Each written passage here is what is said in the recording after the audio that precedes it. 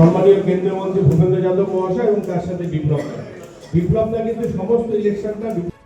আসন্ন ২৬-এর বিধানসভা ভোটকে পাখির চোখ করে উত্তর দিনাজপুর জেলার ৮টি বিধানসভা কেন্দ্রের জন্য রণকৌশল নির্ধারণে গুরুত্বপূর্ণ বৈঠক করলেন ত্রিপুরার প্রাক্তন মুখ্যমন্ত্রী তথা বিজেপি নেতা বিপ্লব কুমার দে। জেলায় দলীয় সংগঠনকে আরও শক্তিশালী করা এবং প্রতিটি বিধানসভায় কার্যকর প্রচার কৌশল গ্রহণের লক্ষ্যে এই বৈঠক অনুষ্ঠিত হয়।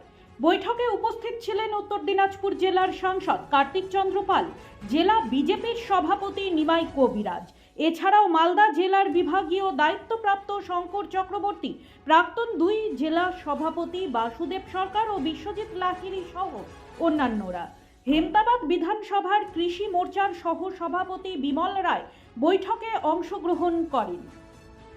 বৈঠকে উত্তর দিনাজপুর জেলার প্রতিটি বিধানসভার মণ্ডল সভাপতি, বিজেপির নেতা নেত্রী সহ প্রায় ৫০০ জন কার্যকর্তা উপস্থিত ছিলেন। দলীয় সূত্রে জানা গেছে, বুথ স্তর পর্যন্ত সংগঠনকে আরও মজবুত করা, ভোটারদের কাছে কেন্দ্র ও রাজ্য সরকারের উন্নয়নমূলক কাজ পৌঁছে দেওয়া এবং সমন্বিত প্রচার কর্মসূচি গ্রহণের ওপর বিশেষ গুরুত্ব দেওয়া হয়।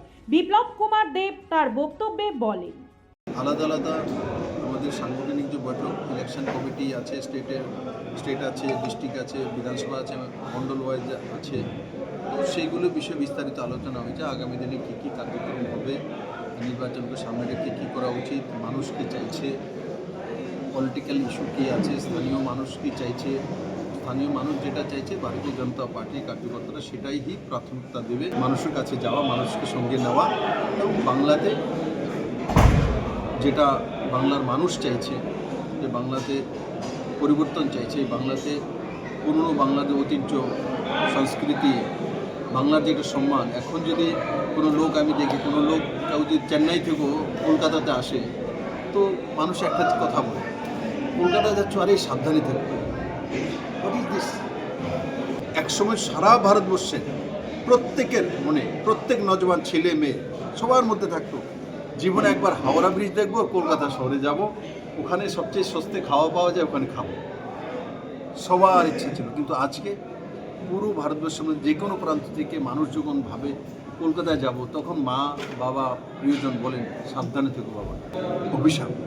আর সেটার জন্য দায়ী মমতা ব্যানার্জি। মানুষ অতি ভরসা করে ওনাকে এনেছিল, মা মাটি মানুষের কথা এনেছিল, কিন্তু ওনার না মায়ের কথা খেলে রেখেছেন। মায়েদের উপরে সবচেয়ে অত্যাচার, মা তো ছেড়ে দেওয়ার, মূর্তি পর্যন্ত উনি ছাড়েন, মূর্তি ভাঙা হয়। তো মাটির তো ওনার কোন হিসাবে, মানুষ তো মনুষ্যত্ব বোধ কী আছে ওনার পার্টির আর ওনার ব্যবস্থার মানুষ দেখে নিয়েছে। আমরা সেই বাংলাকে মুক্ত করতে চাই।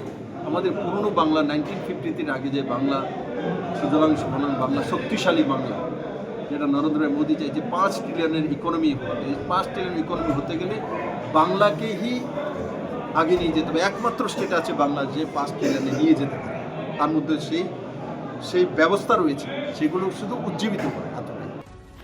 বৈঠক শেষে দলীয় নেতৃত্ব আশাবাদী, এই রণকৌশল বৈঠক ২৬-এর ভোটে উত্তর দিনাজপুরে বিজেপির সংগঠনকে আরও শক্তিশালী করতে গুরুত্বপূর্ণ ভূমিকা নেবে। ডালখোলা থেকে চন্দ্রনারায়ণ সাহার রিপোর্ট, নিউজ বৃত্তান্ত।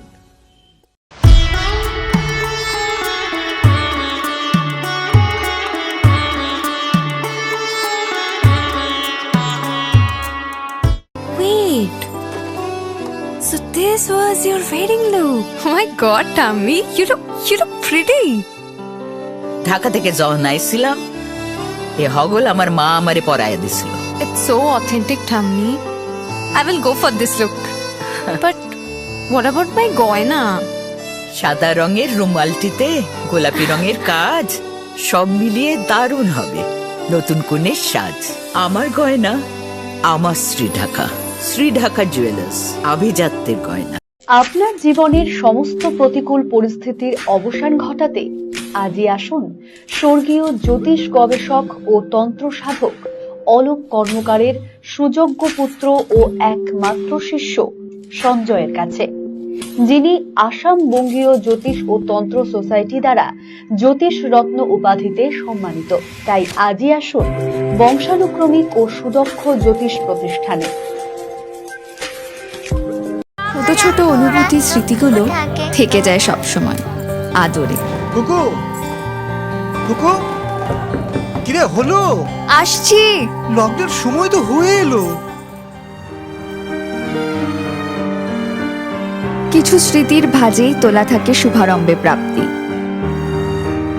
50 বছরের অভিজ্ঞতায় আগ্নেশ্বর জুয়েলার্স, নিখুঁত গয়নার কারিগরি। Agneshwar jewellers, NS road, Raiganj.